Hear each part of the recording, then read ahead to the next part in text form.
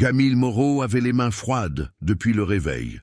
Pas à cause de la température, c'était un samedi de mars ordinaire à Belleville, gris et humide comme tous les autres, mais à cause du téléphone de la veille au soir. La voix de l'assistante avait été courte, sèche, sans la moindre inflexion humaine.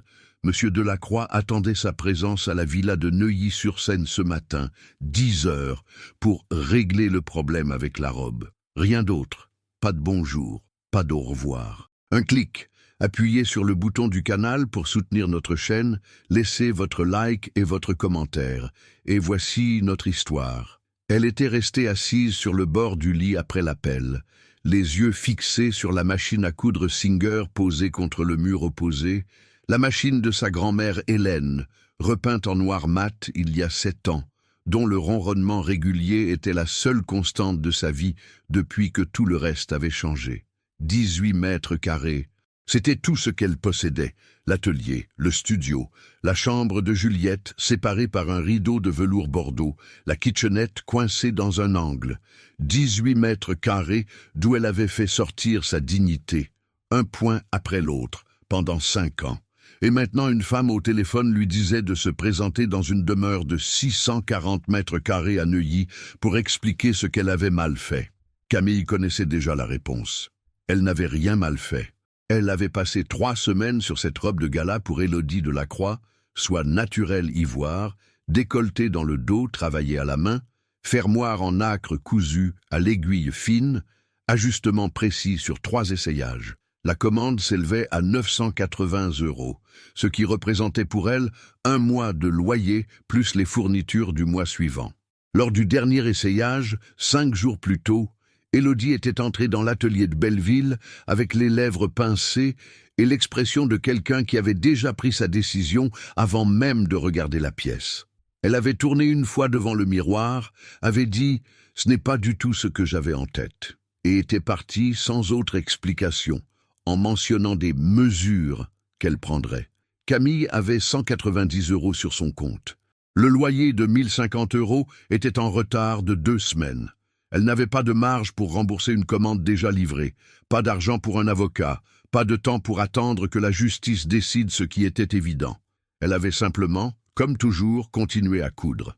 Elle prépara le café sans faire de bruit pour ne pas réveiller Juliette, qui dormait encore de l'autre côté du rideau bordeaux, les cheveux emmêlés et un bras hors de la couverture à fleurs. Sa fille avait 10 ans, et le sommeil profond et confiant des gens qui font encore entièrement confiance à ceux qui les entourent. Camille s'habilla simplement. Jean foncé, chemisier blanc repassé de la veille, manteau gris qu'elle avait elle-même retaillé 3 ans plus tôt pour en corriger la coupe. Elle griffonna un mot pour Juliette sur un post-it collé à la cafetière. « Chez Madame Rousseau si j'ai du retard. Croissant dans le sac. Je t'aime. » Elle n'écrivit pas où elle allait, ni pourquoi. Elle ne voulait pas que Juliette porte ça. Le trajet dura 54 minutes. La ligne 3 jusqu'à Saint-Lazare, puis le bus, debout dans la cohue du samedi matin, la main crispée sur la bandoulière de son sac en cuir marron, le seul accessoire qu'elle s'était offert lors d'une bonne année et qu'elle ne changerait pas. Elle regarda Paris défiler par la fenêtre brumeuse, les marchés ouverts sur les trottoirs, les enfants à vélo, les vitrines des boulangeries avec leurs lumières jaunes et chaudes. Le bus traversa le périphérique et l'atmosphère changea. Les rues se firent plus larges, plus silencieuses, les arbres plus grands, les façades plus hautes et plus blanches. Neuilly. Un autre monde à 20 minutes du sien. Elle descendit au bon arrêt et marcha jusqu'au portail de la propriété Delacroix. La grille était en fer forgé noir, haute de 3 mètres, avec un interphone discret sur le pilier gauche. Elle donna son nom à voix basse, s'attendant à être redirigée vers l'entrée de service, comme on le fait avec les fournisseurs, les livreuses, les personnes dont la présence est utile, mais dont la porte d'entrée principale n'est pas prévue. Ce fut la seule surprise du matin. Le portail principal s'ouvrit, sans commentaire, sans explication. Elle traversa l'allée de gravier beige, les épaules légèrement rentrées, le pas mesuré.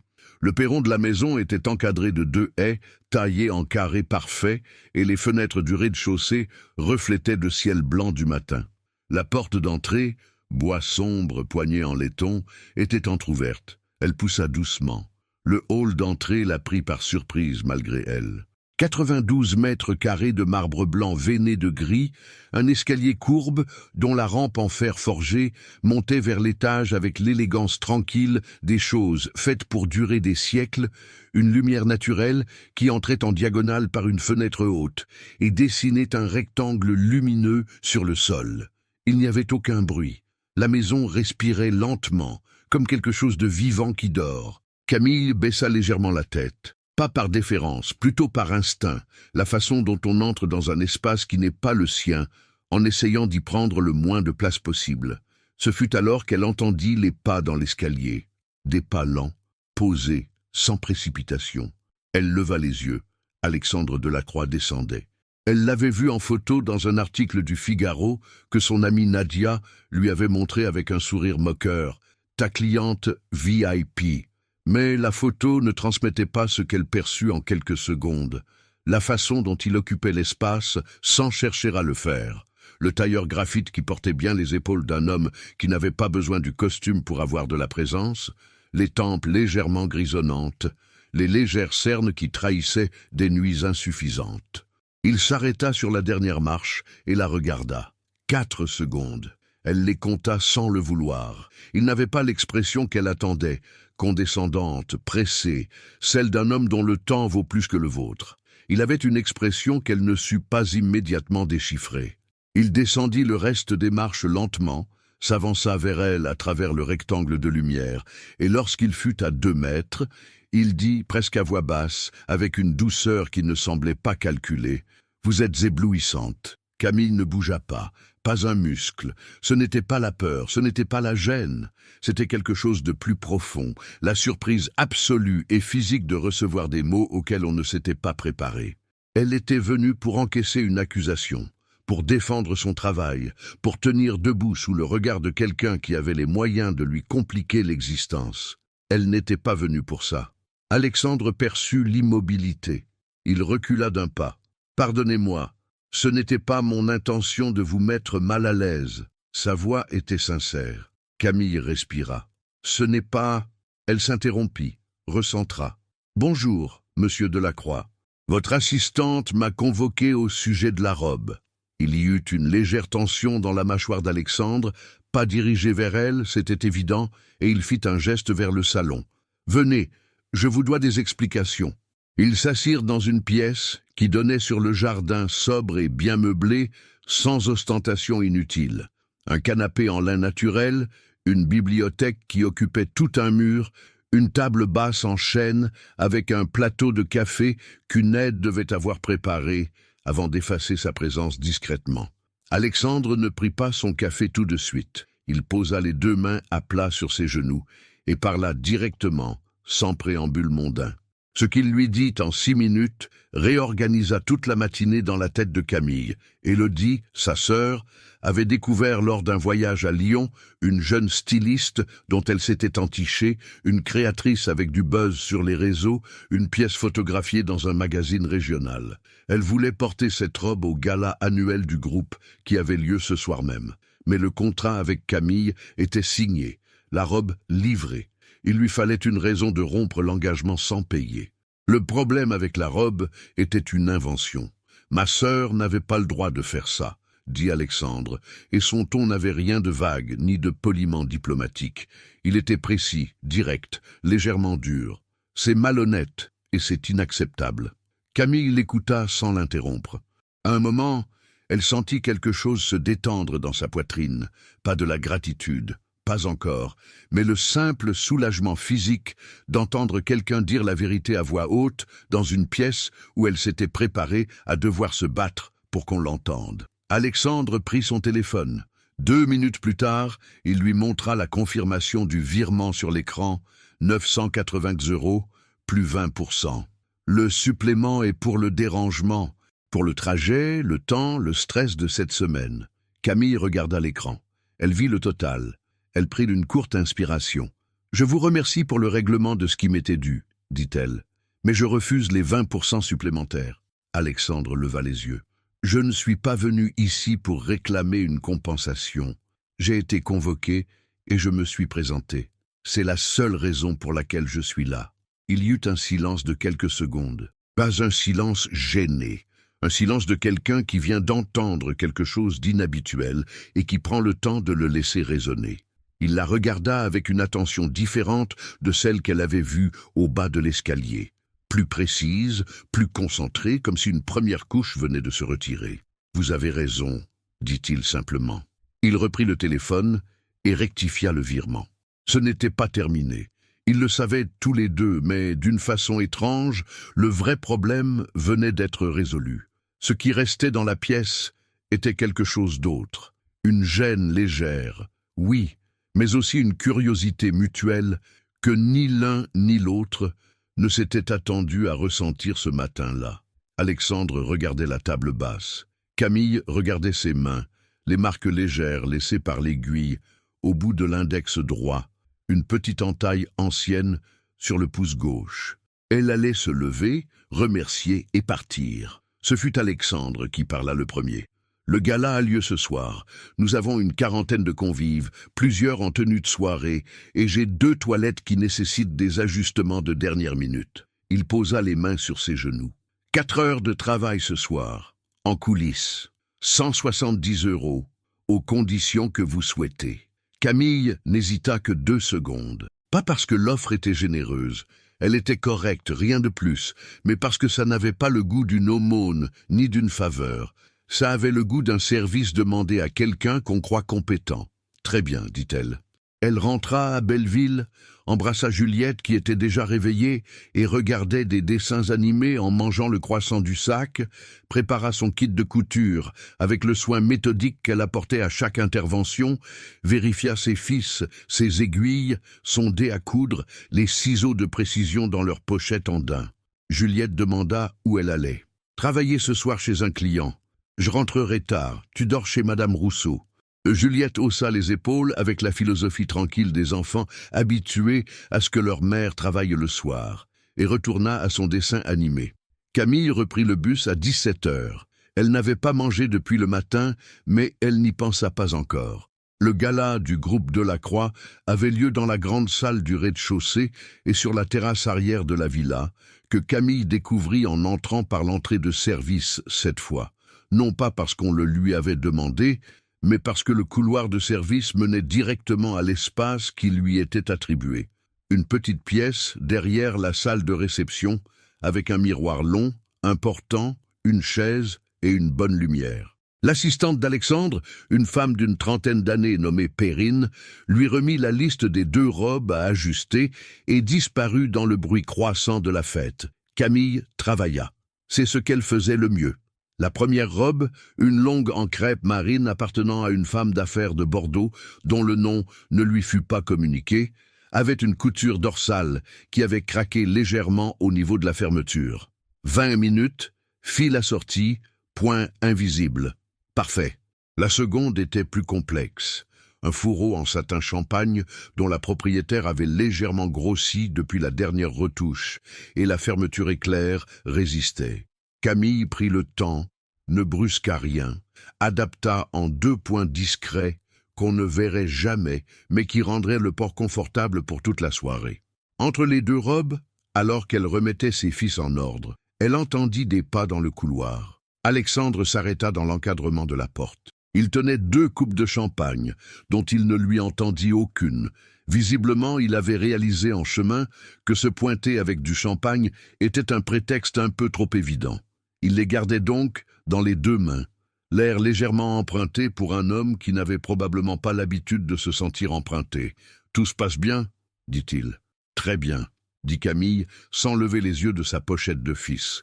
Un silence de quelques secondes. La dame avec la robe marine était satisfaite. « Elle m'a demandé vos coordonnées. » Camille leva les yeux cette fois. « J'espère que vous les lui avez données. » Le coin de sa bouche bougea légèrement. « Évidemment. » Il resta encore quelques secondes, comme s'il cherchait une raison supplémentaire d'être là, n'en trouva pas, et repartit vers le bruit des conversations et des verres qui tintaient. Il revint une 2e fois, 40 minutes plus tard, avec un prétexte différent, une boutonnière d'un invité qui avait cédé, ce qui était peut-être vrai. Camille recousit la boutonnière en 3 minutes. Alexandre regarda ses mains travailler avec la même attention qu'il aurait portée à quelque chose de complexe et d'important. Elle ne dit rien. La troisième fois, il n'avait pas de prétexte du tout. Il s'appuya simplement au chambranle de la porte et dit « Vous n'avez toujours rien mangé ». Ce n'était pas une question. Ce n'était pas non plus une observation détachée. C'était de l'inquiétude. Nette, directe, sans ornement. Camille posa ses ciseaux. Camille posa ses ciseaux sur la petite table et regarda Alexandre dans l'encadrement de la porte. Derrière lui, le bruit du gala s'était estompé. Les derniers invités circulaient encore dans la grande salle, mais les conversations avaient perdu de leur intensité. Les verres étaient posés plus que levés. Les chaussures à talons craquaient sur le parquet avec la fatigue du bout de soirée. Il était 23h50. « Ce n'est pas grave, dit-elle. Ce n'est pas la question, répondit-il. Elle le regarda une seconde de plus. Il n'y avait rien de condescendant dans sa façon de dire ça. Pas de pitié, pas de charité mal placée. C'était la façon dont on parle à quelqu'un qu'on a observé travailler pendant 6 heures et dont on a simplement remarqué l'absence sur la liste des gens qui avaient dîné. Camille rangea ses ciseaux dans la pochette en daim, plia le tissu de protection sur le portant, referma son kit avec le geste précis et méthodique de quelqu'un qui a appris à prendre soin de ses outils parce qu'ils représentent sa survie. Elle se leva. « La cuisine est par là », dit Alexandre. Ils traversèrent le couloir de service, puis une porte battante qui donnait sur une cuisine professionnelle. Plan de travail en pierre grise, 2 fourneaux à 6 feux, une hotte basse et silencieuse, des casseroles en cuivre suspendues à une barre métallique le long du mur. Le traiteur avait déjà rangé ses équipements, mais des restes du dîner de gala étaient couverts de films étirables sur le plan de travail central. Une terrine de saumon à la nette, des pommes de terre fondantes au thym, 2 parts de tarte aux poireaux, un plateau de fromage encore fourni. Alexandre chercha les assiettes dans le second placard à gauche. Il hésita une seconde sur le premier, ce qui indiqua à Camille qu'il ne venait pas souvent dans cette cuisine. Elle nota cela sans le dire. Il posa 2 assiettes sur le plan de travail et commença à découper la terrine avec le sérieux appliqué de quelqu'un qui ne cuisine pas souvent, mais qui refuse de bâcler ce qu'il fait. Camille s'installa sur l'un des hauts tabourets face au plan de travail. Elle avait retiré son tablier de travail et le tenait plié sur ses genoux. Sous les lumières de la cuisine, plus chaude, plus directe que celle de la pièce de réception, elle sentit quelque chose se déposer en elle, une fatigue réelle qui n'avait pas le temps de se manifester pendant qu'elle travaillait, mais qui existait quand même, quelque part derrière le sternum. Alexandre poussa une assiette vers elle. La terrine de saumon était froide et parfumée à l'aneth frais, posée sur une fine tranche de pain de seigle. Il y avait quelque chose d'inattendu dans cette simplicité. Après 6 heures à circuler entre des femmes en robe longue et des hommes en smoking, se retrouver assise sur un tabouret de cuisine devant une terrine découpée à la main par un homme en cravate dénouée avait une qualité presque irréelle. Elle prit une bouchée. Le saumon était excellent, gras et frais, avec l'acidité légère des capres mélangées à la crème. Elle mâcha lentement. « C'est bon, » dit-elle. « Le traiteur travaille avec nous depuis 4 ans. » Il s'assit en face d'elle, pas de l'autre côté du plan de travail comme au bureau, mais au tabouret voisin, à environ 80 centimètres. Pas trop près. La juste distance de quelqu'un qui respecte l'espace des autres. Il a commencé avec un food truck près de la Bastille. Maintenant, il a une brigade de 8. Camille leva les yeux. Vous connaissez son histoire. Je mange son travail depuis 4 ans, dit Alexandre. Il m'a raconté ça un soir où j'étais encore là quand tout le monde était parti. Une légère pause. Ça arrive souvent. Elle comprit ce qu'il voulait dire sans qu'il le développe. Elle attrapa un verre d'eau qu'il avait posé devant elle sans lui demander si elle en voulait. Un geste automatique, attentionné sans calcul, et but. Ils mangèrent quelques minutes en silence. Un silence qui n'avait pas besoin d'être comblé. C'était la qualité particulière des silences, entre des gens qui n'ont pas encore de raison de se taire ensemble, mais qui s'y trouvent quand même à l'aise, ce qui en dit davantage que beaucoup de conversations. Ce fut Alexandre qui parla, pas pour meubler. Il prit le temps, comme quelqu'un qui décide de dire quelque chose de vrai plutôt que quelque chose de convenable. « Ma femme s'appelait Claire, dit-il. Elle est morte il y a 2 ans. Un accident sur la 6 en revenant de Dijon. Il découpa une pomme de terre fondante en deux avec son couteau. Elle était partie 3 jours pour voir sa sœur, trajet qu'elle avait fait 50 fois. Camille ne dit pas « je suis désolé » immédiatement, comme on le fait par réflexe. Elle posa sa fourchette et le laissa continuer s'il le voulait. La maison est grande depuis. Il dit ça simplement, sans pathos, comme on décrit une réalité météorologique. 640 mètres carrés pour une personne seule, ça n'a pas de sens. Mais je n'arrivais pas à en changer quoi que ce soit. Changer quelque chose, c'était admettre que c'était permanent. Il releva les yeux vers elle, pas pour chercher une réaction, plutôt pour vérifier qu'elle était là, qu'il ne parlait pas dans le vide. Elle était là.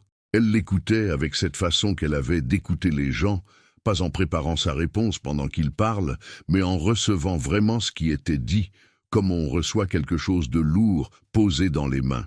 Les galas, continua-t-il, sont de la mise en scène.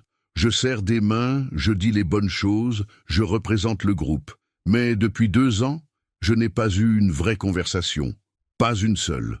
Il prit son verre. Jusqu'à ce matin, peut-être. Camille ne répondit pas tout de suite. Elle regarda le plateau de fromage qu'il avait rapproché, les étiquettes manuscrites en papier Kraft sur chaque fromage, compté 24 mois, Brillat Savarin, tome de Savoie. Des détails que quelqu'un avait pris le temps de préparer pour des gens qui ne les liraient probablement jamais. « J'ai une fille, dit-elle, Juliette. Elle a 10 ans. » Elle coupa un morceau de comté. Son père est parti quand elle avait 5 ans. Pas un drame, rien de violent, rien de cinématographique. Il est simplement parti, et j'ai compris, après, que j'avais continué à faire comme si ça n'avait pas d'importance, parce que c'était le seul moyen de continuer à fonctionner. Alexandre l'écoutait. Elle sentit son attention, pleine, posée, sans l'impatience discrète des gens dont l'esprit est déjà ailleurs. Ma grand-mère m'avait laissé sa machine Singer. Camille sourit légèrement, un sourire petit et réel, pas un sourire de circonstance. Elle cousait pour le quartier depuis les années 60. Je n'avais jamais appris sérieusement, juste regarder ses mains pendant des années. Et quand j'avais besoin de trouver quelque chose qui soit vraiment à moi, j'ai compris que je savais déjà. Elle leva les yeux vers lui.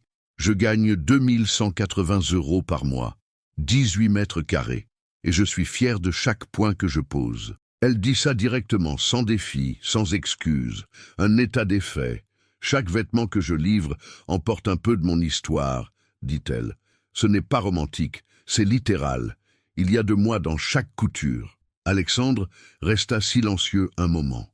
Il regardait son verre, les doigts posés autour du pied. « La mienne est à l'arrêt depuis 2 ans, dit-il enfin. Sa voix était basse, pas dramatique. C'était simplement vrai, et il le savait. Et ce soir, il le disait à voix haute à quelqu'un qu'il ne connaissait pas ce matin et qui, pour une raison qu'il n'aurait pas su formuler, lui semblait plus réel que la plupart des gens qu'il connaissait depuis des années. Ils restèrent ainsi presque 2 heures dans la lumière jaune et chaude de la grande cuisine silencieuse à manger ce qui restait du dîner des autres. Ils parlèrent de Juliette qui apprenait le belote à l'école et gagnait contre tout le monde, en faisant semblant de ne pas comprendre les règles. Ils parlèrent de la mère de Camille, à Lyon, qui appelait tous les dimanches et qui trouvait que Belleville était trop loin de tout. Ils parlèrent du premier appartement d'Alexandre, 82 mètres carrés dans le 11e, qu'il avait gardé pendant 7 ans après avoir eu les moyens de déménager parce qu'il aimait entendre ses voisins à travers les murs. De la façon dont le succès pouvait être une forme d'isolement aussi sûrement qu'une prison.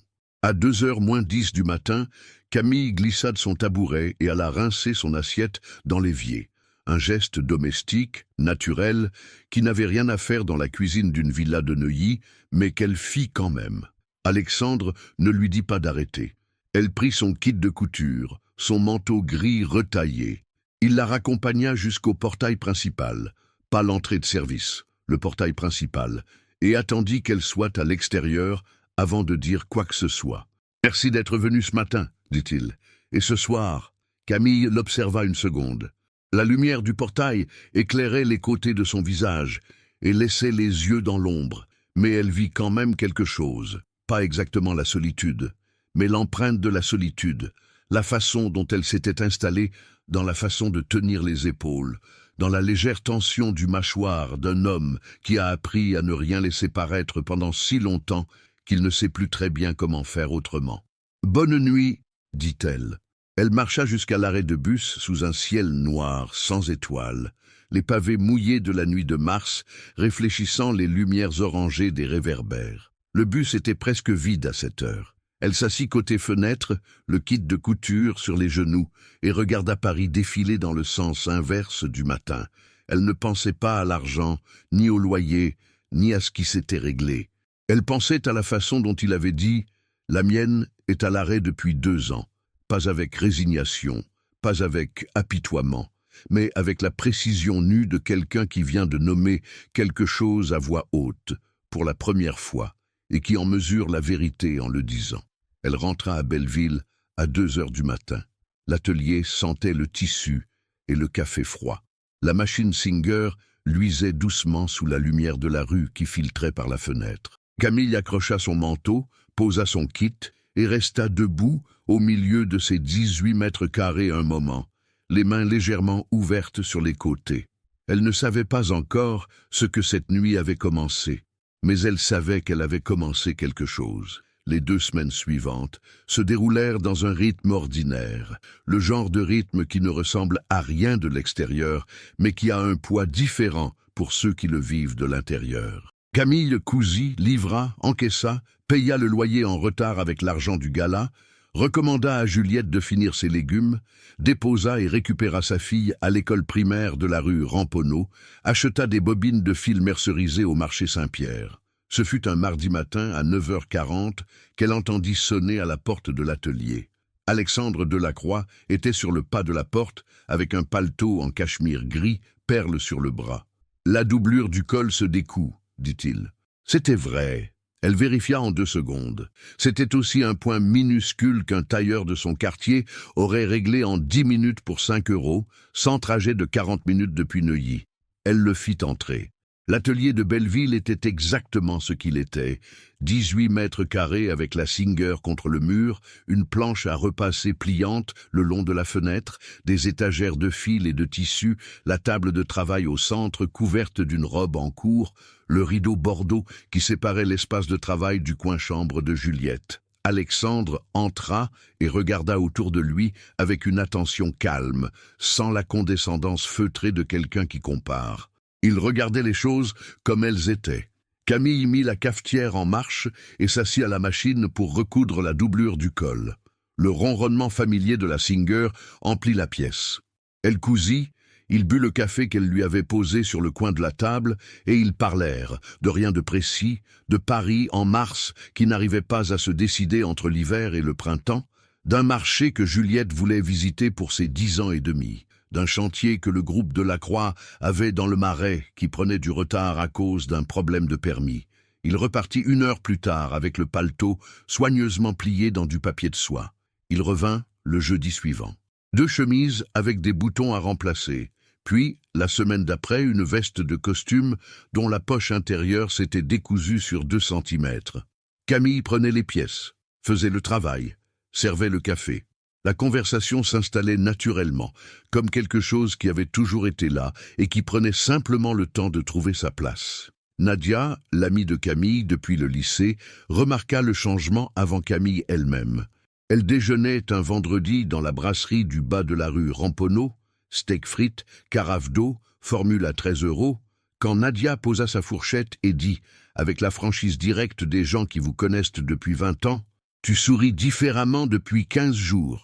Camille leva les yeux. « Je souris pareil. » « Non. » Nadia reprit sa fourchette. « Tu souris comme quelqu'un qui pense à autre chose en même temps. » Camille coupa son steak. Elle ne répondit pas, ce qui était en soi une réponse. Nadia l'observa encore quelques secondes, hocha la tête avec l'air satisfait de quelqu'un qui vient de confirmer une hypothèse, et le sujet ne fut pas développé davantage ce midi-là, mais il était dans l'air, et elles le savaient toutes les deux.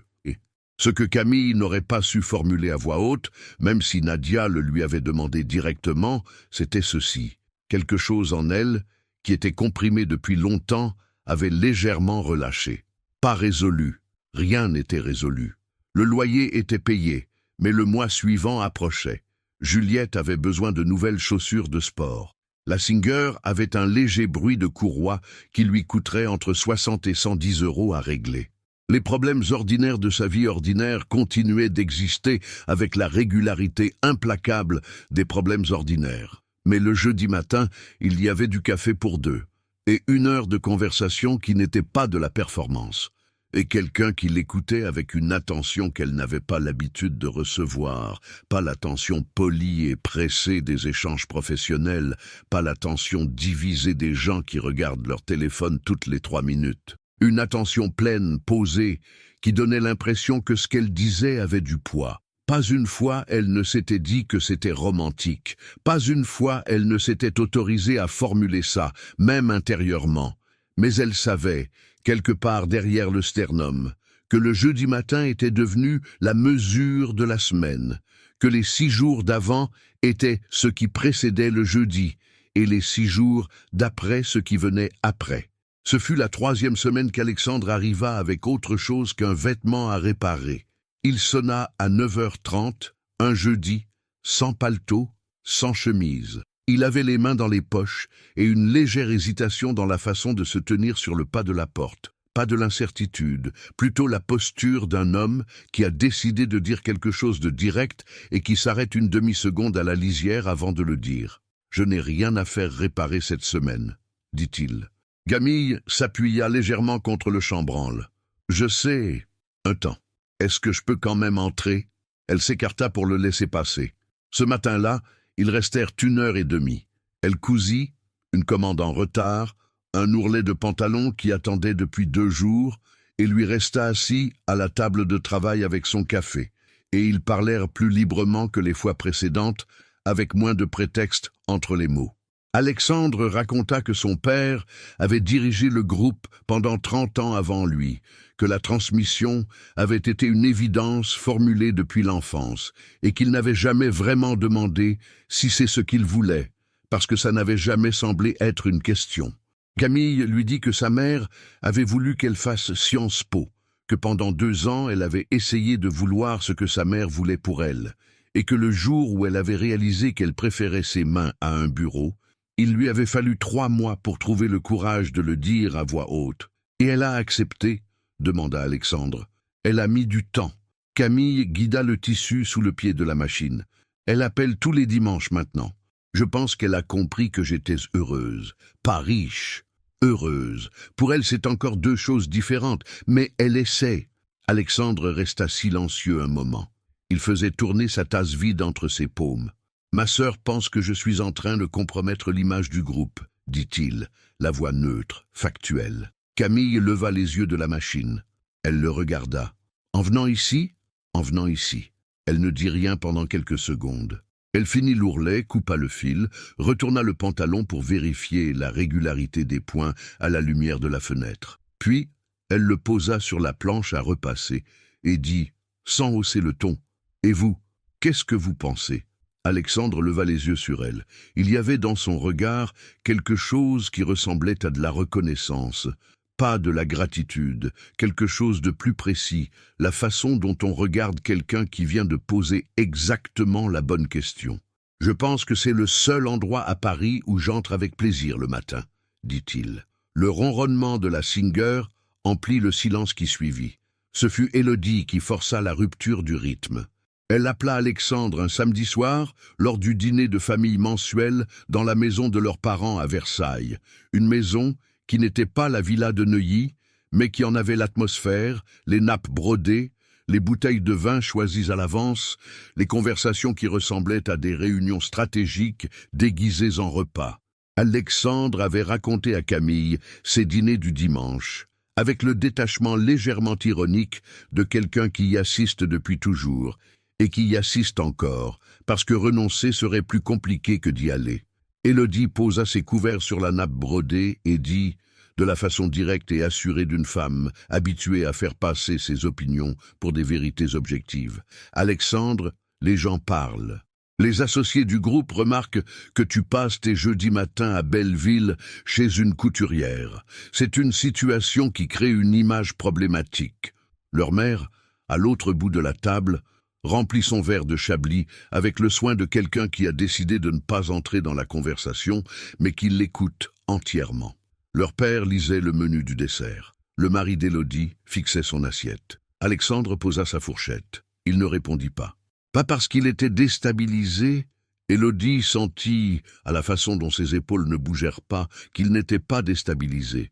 Il ne répondit pas parce qu'il était en train de décider si cette conversation méritait une réponse ou si le silence était plus précis.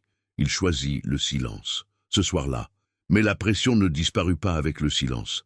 Elle prit une autre forme, plus diffuse, plus insidieuse. 3 jours après ce dîner, une cliente habituelle de Camille, Madame Fontaine, une avocate du 16e qui commandait 2 ou 3 pièces par an depuis 4 ans, appela pour annuler une commande de robe de soirée déjà en cours. Des impératifs personnels, dit-elle.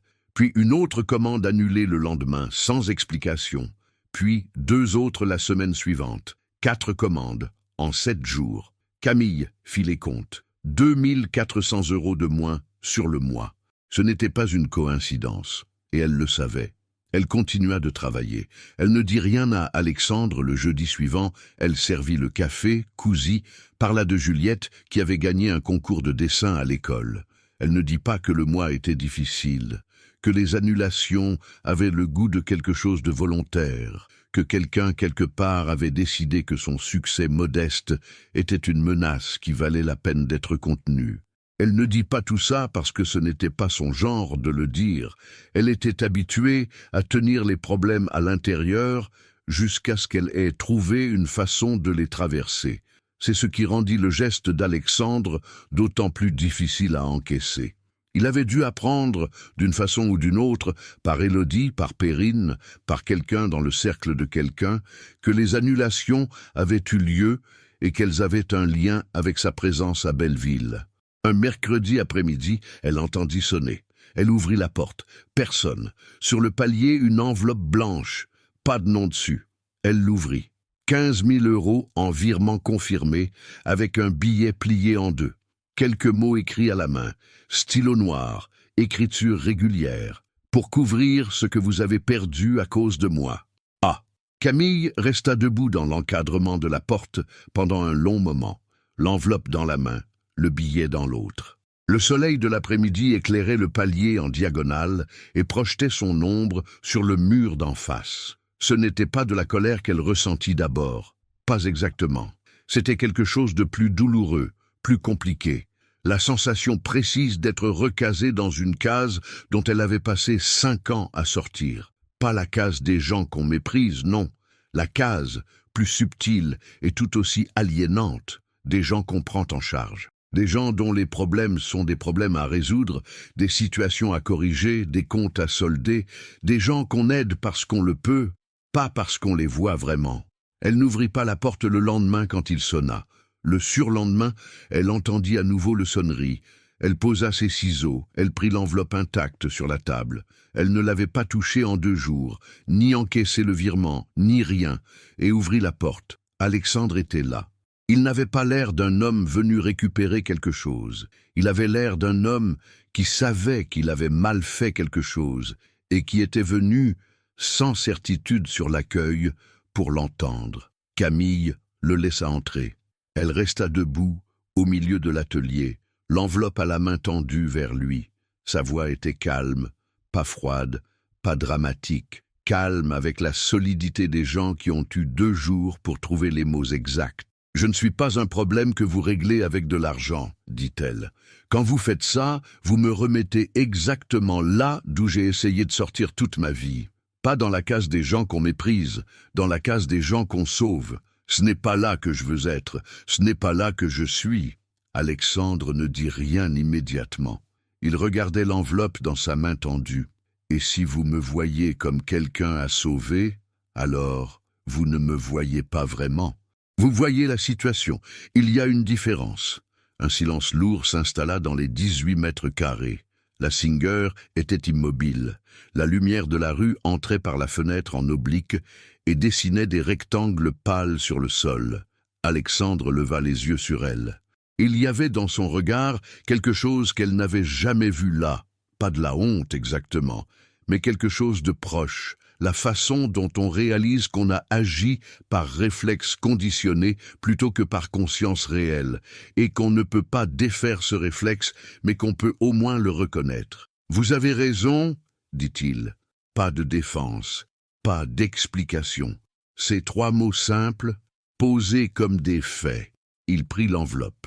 Il resta debout au milieu de la pièce encore quelques secondes, comme quelqu'un qui comprend que partir tout de suite serait la chose facile, et que la chose facile n'est pas ce qui est juste ici. « Dites-moi ce que vous voulez, » dit-il.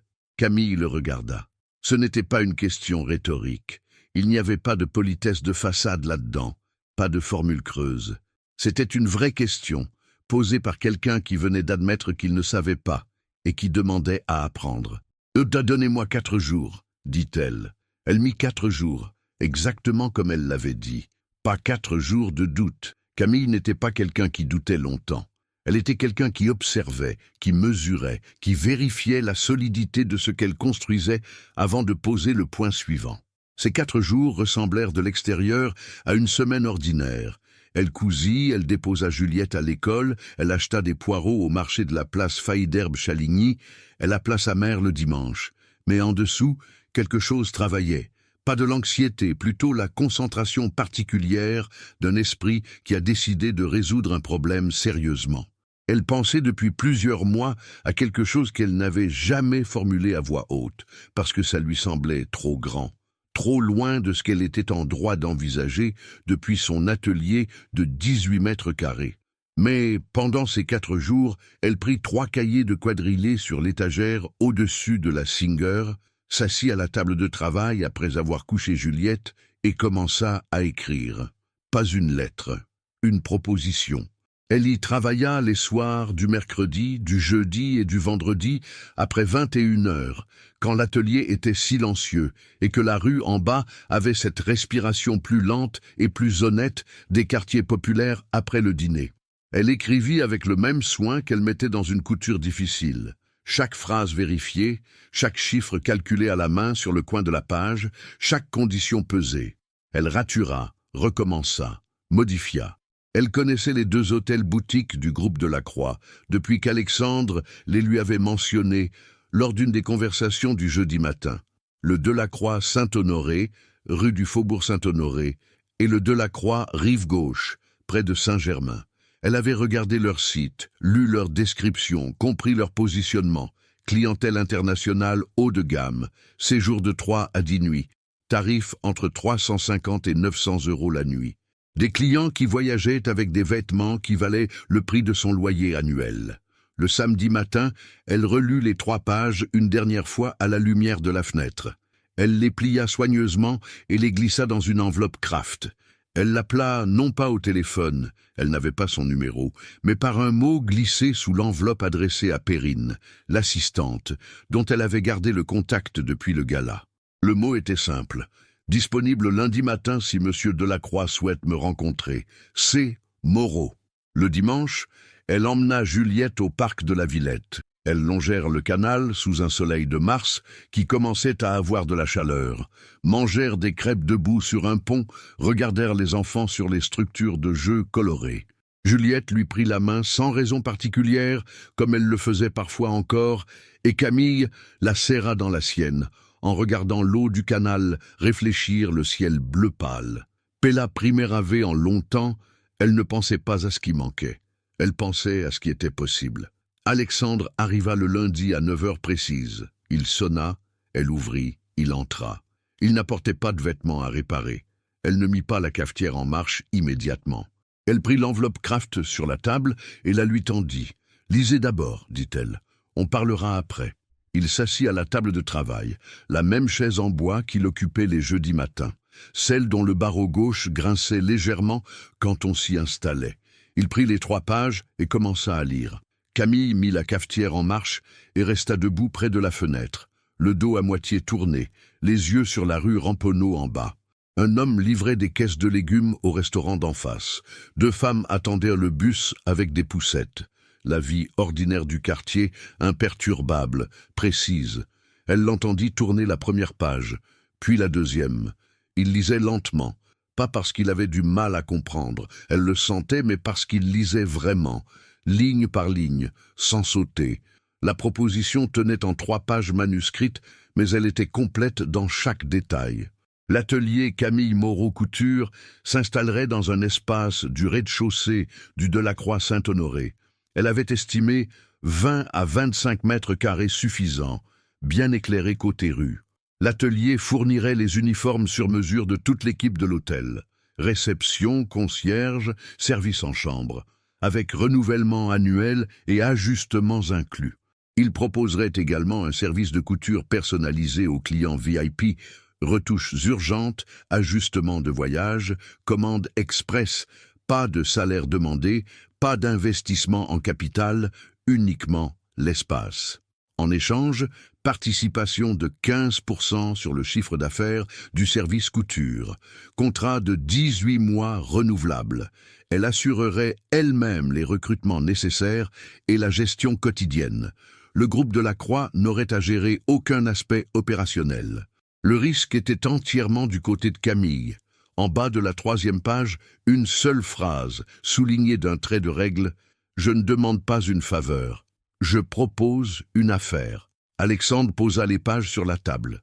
Il resta immobile quelques secondes, les mains posées à plat sur le papier, et regarda devant lui avec l'expression de quelqu'un qui vient de lire quelque chose, qui lui demande une réponse à la hauteur. La cafetière crachouilla. Camille versa le café dans 2 tasses, en posa une devant lui, garda l'autre dans les mains et attendit debout. Il leva les yeux. « Les 15%, dit-il. C'est en dessous de ce que ça vaut. C'est ce que je demande, dit-elle. Je sais. Il prit son stylo. Il en avait toujours un dans la poche intérieure, elle l'avait remarqué. Je vous propose 20, 15. Il la regarda une seconde, et quelque chose passa dans son regard. Pas de la contrariété, quelque chose de plus proche de l'admiration. La façon dont on regarde quelqu'un qui sait exactement ce qu'il veut et qui n'a pas besoin qu'on lui en donne davantage pour se sentir respecté. Il signa au bas de la 3e page sans ajouter quoi que ce soit. La date, sa signature, un trait simple. Il poussa les pages vers elle. Camille les prit. Elle regarda la signature, Alexandre Delacroix, stylo noir, écriture régulière, la même que sur le billet de l'enveloppe. Elle les plia soigneusement, les remit dans l'enveloppe Kraft. Elle but son café. Les 6 mois suivants furent les plus denses de sa vie professionnelle, denses de la façon dont laisse un tissu bien serré, solide, difficile à déchirer, chaque fil comptant. L'espace au rez-de-chaussée du Delacroix-Saint-Honoré était une ancienne salle de réunion de 22 mètres carrés, avec 2 fenêtres donnant sur la rue du Faubourg Saint-Honoré. Elle le transforma en atelier en 3 semaines, avec l'aide de Nadia qui peignit les murs en blanc cassé un samedi et fit tomber un placard fixé au mur du fond un dimanche. Et avec les mains de Camille qui installa les étagères à fil, le portant central, le miroir long, la 2e machine à coudre, une Juki industrielle achetée d'occasion à Montreuil, et la table de travail éclairée par un spot réglable. Elle recruta 2 couturières, Yasmine, 28 ans, formée à l'Esmode, dont le précédent employeur avait fermé, et Brigitte, 52 ans, 20 ans d'atelier de couture dans le 18e, mains expertes et caractère direct. Les premiers uniformes livrés à l'équipe de l'hôtel, 17 pièces au total, ajustées individuellement sur chaque membre du personnel, firent l'effet que Camille avait prévu. Pas de l'admiration bruyante, mais quelque chose de plus durable. La façon dont les gens portent différemment un vêtement qui a été fait pour eux. Les réceptionnistes se tenaient autrement. Le directeur de l'hôtel, un homme méticuleux nommé Bertrand Lacroix, appela Perrine pour lui dire que l'atmosphère avait changé, difficile à expliquer exactement. Le service client VIP démarra lentement, comme toutes les choses qui démarrent sur la confiance. Un retouche urgente pour une cliente américaine dont la robe de cocktail avait cédé à la couture le matin d'un dîner d'affaires. Une chemise à réajuster pour un homme d'affaires japonais qui séjournait 10 jours. Une robe de chambre brodée aux initiales d'une cliente italienne qui revint 3 fois dans l'année. Le bouche à oreille fonctionnait dans le sens que Camille avait prévu. Discret, précis, solide. Le 3e mois, le chiffre d'affaires du service couture atteignit 20 300 €. Camille fit les comptes un soir assise à la table de l'atelier de Belleville, la machine Singer à sa droite, la lumière de la fenêtre déclinant sur les toits du quartier. Ces 15% représentaient 3 045 € de revenus supplémentaires ce mois-là. Avec les commandes régulières de l'atelier de Belleville, qu'elle n'avait pas fermé jamais et n'avait aucune intention de fermer, elle dépassait pour la première fois un chiffre mensuel qui lui permettait de souffler. Pas de confort excessif, pas d'euphorie, mais la respiration un peu plus libre du mois qui ne finit pas 3 semaines après avoir commencé. Elle appela sa mère ce dimanche-là et lui parla de l'atelier au Delacroix-Saint-Honoré. Sa mère fut silencieuse un moment. Puis elle dit « Je ne comprends pas tout, mais tu as l'air calme. » Et Camille lui dit que oui, elle était calme, et que c'était la meilleure nouvelle qu'elle ait à lui donner. Le jeudi matin continuait. Alexandre arrivait à l'atelier de Belleville avant 9h30, sonnait 2 fois. Sa façon à lui, elle avait appris à reconnaître le rythme, et entrait quand elle ouvrait. Juliette était à l'école. La Singer ronronnait. Le café était fort. Il ne parlait pas de l'avenir, avec des mots directs. Il n'avait pas posé de nom sur ce qu'il construisait, pas parce qu'il l'évitait, mais parce que nommer trop tôt quelque chose de fragile risquait d'en modifier la nature, avant qu'il ait la solidité pour supporter le poids du mot. Ils étaient 2 personnes intelligentes qui savaient exactement ce qui se passait et qui choisissaient, consciemment, de le laisser prendre le temps qu'il lui fallait. Ce fut Juliette qui accéléra le tempo, avec la désinvolture absolue des enfants, qui ne savent pas que certaines choses sont censées être compliquées. Un jeudi matin de mai où Juliette avait congé pédagogique, elle était encore à l'atelier quand Alexandre sonna. Camille ouvrit la porte. Juliette apparut derrière elle, en pyjama à rayures, les cheveux encore défaits du sommeil, une tartine à la main, et regarda Alexandre avec l'évaluation tranquille et sans filtre d'un enfant de 10 ans. « C'est le monsieur du café du jeudi » dit-elle. Camille ouvrit la bouche. Alexandre répondit avant elle, avec un naturel qui la surprit. « C'est moi. » Juliette réfléchit une seconde, mordit dans sa tartine et dit « Tu sais jouer à la belote ?»« Pas encore. Je t'apprends. » Ce fut aussi simple que ça. Juliette lui enseigna les règles de la belote sur la table de la kitchenette en 40 minutes, avec la pédagogie sévère et légèrement despotique des gens qui maîtrisent un sujet et n'acceptent pas les erreurs répétées. Alexandre perdit 3 parties consécutives, avec la bonne grâce de quelqu'un qui s'y attend. Juliette le corrigea chaque fois avec précision. Camille cousit de l'autre côté du rideau bordeaux et écouta le bruit des cartes sur la table et la voix haute de sa fille, expliquant pour la 2e fois la règle de l'atout, et sentit quelque chose dans sa poitrine qui n'avait pas de nom exact, mais qui était chaud et réel et solide. Pas une émotion superficielle, pas de l'attendrissement facile, quelque chose de plus profond, de plus durable, la reconnaissance de ce qui est juste quand ça arrive. Le mois de juin arriva avec ses matins lumineux et ses soirs qui n'en finissaient pas, la lumière de Paris restant accrochée au toit jusqu'à 22h, dorée et presque insolente dans sa générosité tardive. Belleville s'animait différemment en été. Les fenêtres ouvertes sur les rues, les odeurs de cuisine mélangées à celles des tilleuls, les enfants sur les trottoirs, jusqu'à des heures que les parents d'autres quartiers n'auraient pas tolérées. Camille aimait le quartier en juin. Elle aimait la façon dont il respirait. L'atelier du Delacroix-Saint-Honoré tournait bien. Yasmine avait pris en charge les commandes clients VIP avec une autonomie que Camille lui avait accordée progressivement. Une confiance construite point par point comme tout le reste. Brigitte gérait les uniformes avec la rigueur tranquille de quelqu'un qui a passé 20 ans à ne jamais rendre un travail bâclé et qui n'allait pas commencer maintenant. Camille faisait la navette entre les 2 ateliers. Belleville le matin, Saint-Honoré l'après-midi 2 fois par semaine, avec le sac en cuir marron sur l'épaule et les ciseaux de précision dans la pochette en daim. Ce fut un mardi de la mi-juin qu'elle arriva au Delacroix-Saint-Honoré et trouva Bertrand Lacroix, le directeur, qui l'attendait dans le couloir adjacent à l'atelier avec l'expression de quelqu'un qui a une bonne nouvelle mais qui ne sait pas encore comment la formuler sans avoir l'air d'en redemander. « Madame Moreau, dit-il, nous avons reçu une demande de la directrice artistique d'une maison de couture italienne. Elle séjourne chez nous 15 jours en juillet. Elle a entendu parler de l'atelier par une cliente de Milan. Elle souhaite une robe de soirée intégrale, pas une retouche. Camille s'arrêta. Une création complète. Oui. Elle réfléchit 3 secondes. Cela sort du périmètre du contrat actuel. Je sais. Bertrand Lacroix croisa les mains dans le dos. Monsieur Delacroix m'a dit de vous laisser décider librement.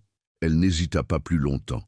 Donnez-moi ses mensurations et ses disponibilités pour 3 essayages. Ce fut la première commande de création pure, sortie de l'atelier du Delacroix Saint-Honoré. Elle y travailla les soirs de juillet, après avoir couché Juliette, avec la même concentration silencieuse qu'elle apportait à tout ce qui comptait vraiment. Une robe en crêpe de soie bordeaux décolletée asymétrique, tombée travaillée à la main sur le biais.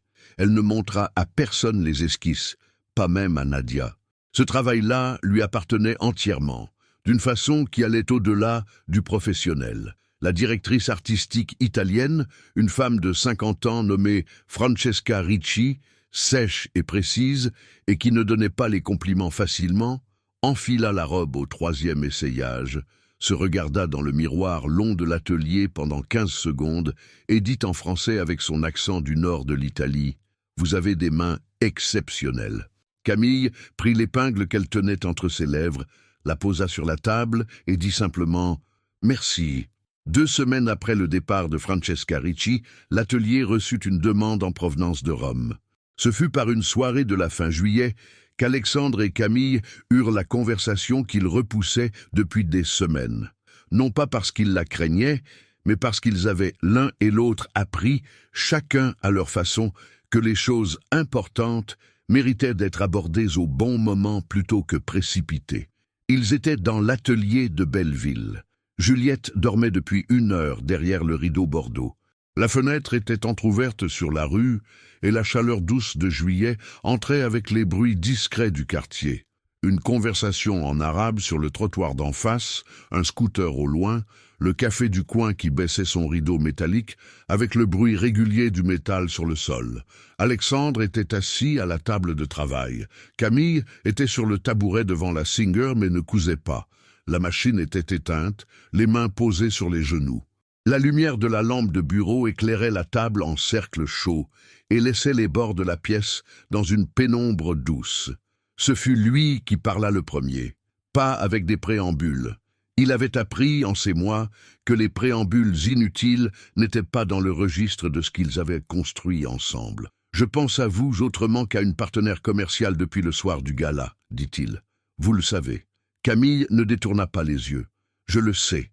Et je ne suis pas en train de vous demander de décider quelque chose ce soir. Il posa les mains sur la table. Je vous demande juste si vous pensez que c'est quelque chose de possible. Pas maintenant, pas avec un calendrier. Possible. Elle réfléchit. Pas parce qu'elle ne connaissait pas sa réponse. Elle la connaissait depuis un moment, depuis une soirée de cuisine avec des restes de gala et des récits de vie échangés à 2 heures du matin. Mais parce qu'elle voulait la donner entièrement, sans la précipitation qui aurait réduit quelque chose de sérieux à une formule rapide. « Il y a des choses qui me font peur », dit-elle. Sa voix était calme, pas défensive, honnête. Pas vous. Le poids de la différence. La façon dont les gens regardent. La façon dont Élodie regarde. La façon dont certains pourraient regarder Juliette. Alexandre hocha la tête lentement. « Je comprends. Et je ne veux pas que Juliette s'attache à quelqu'un qui disparaît. » Elle dit ça directement, sans adoucissement. Elle a 10 ans. Elle a déjà perdu quelqu'un qui aurait dû rester. Je ne lui ferai pas traverser ça 2 fois. Non, dit Alexandre. Et il n'ajouta rien, parce que ce n'était pas le moment d'ajouter quoi que ce soit, c'était le moment de laisser le mot exister seul dans la pièce et de le laisser peser son propre poids. Un long silence s'installa, pas inconfortable. Le genre de silence qui existe entre des gens qui n'ont pas besoin de le remplir. « Oui, dit finalement Camille, je pense que c'est possible. » Alexandre la regarda. Dans la lumière de la lampe, elle vit ce qui se passait sur son visage. Pas de la joie éclatante, quelque chose de plus doux et de plus profond, la façon dont se détend quelque chose qui était tendu depuis longtemps, sans qu'on s'en rende vraiment compte. « Alors on avance au rythme qui vous convient, » dit-il. « À vous et à Juliette. » Camille acquiesça une fois. C'était suffisant. Dehors, le quartier continuait de vivre son été tranquille. Le scooter au loin revint, puis repartit. La fenêtre entr'ouverte laissait entrer une légère brise qui sentait le tilleul et le béton chaud. Aucun des deux ne bougea pendant quelques minutes, et cela aussi faisait partie de la chose. La capacité de rester là sans avoir besoin que quelque chose arrive. L'automne vint avec la rentrée de Juliette en CM2, les feuilles des platanes du boulevard de la Villette virant au jaune, les matins qui reprenaient leur fraîcheur et les journées leur rythme dense. L'atelier de Belleville avait une nouvelle cliente depuis septembre, une costumière de théâtre du 20e qui commandait pour les spectacles du théâtre de la Tempête pièces spécifiques, délais serrés, matériaux inhabituels. Camille aimait ses commandes pour leur différence, pour la façon dont elle lui demandait de sortir de ses habitudes et de trouver des solutions que ses doigts ne connaissaient pas encore. Le Delacroix-Saint-Honoré avait reçu 2 nouvelles demandes de création en provenance d'Italie et une d'une cliente new-yorkaise dont le mari séjournait à l'hôtel chaque trimestre pour affaires. Yasmine gérait les retouches courantes avec une autonomie désormais complète. Brigitte avait recruté une 3e couturière à mi-temps pour les uniformes de saison. Élodie, elle, avait fini par se taire. Pas par conviction, Camille n'avait aucune illusion là-dessus, mais par pragmatisme. L'atelier au Delacroix-Saint-Honoré fonctionnait, les chiffres étaient là, et les chiffres avaient une façon de rendre muettes les objections d'image. Elle avait croisé Camille une fois dans le couloir de l'hôtel, en novembre, lors d'un passage professionnel. Elle s'était regardée 2 secondes. Élodie avait dit « Madame Moreau » avec la neutralité polie de quelqu'un qui a décidé que la guerre coûtait plus cher que la paix. Camille avait dit « Madame Delacroix » avec la même neutralité, et elles avaient continué chacune dans leur direction. Ce n'était pas de la réconciliation, c'était de la coexistence.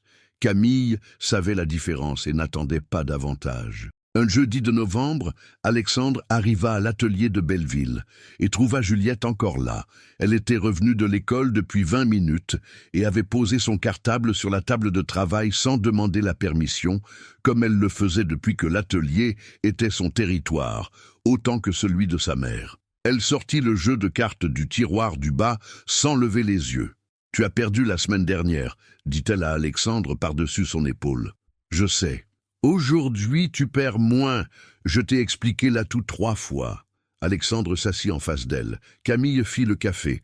Le jeu de cartes fut battu sur la table avec le claquement net des dimanches de quartier et Juliette distribua avec la précision d'un croupier miniature qui a décidé que personne ne tricherait à cette table. Camille resta debout un moment, la tasse dans les mains, et les regarda.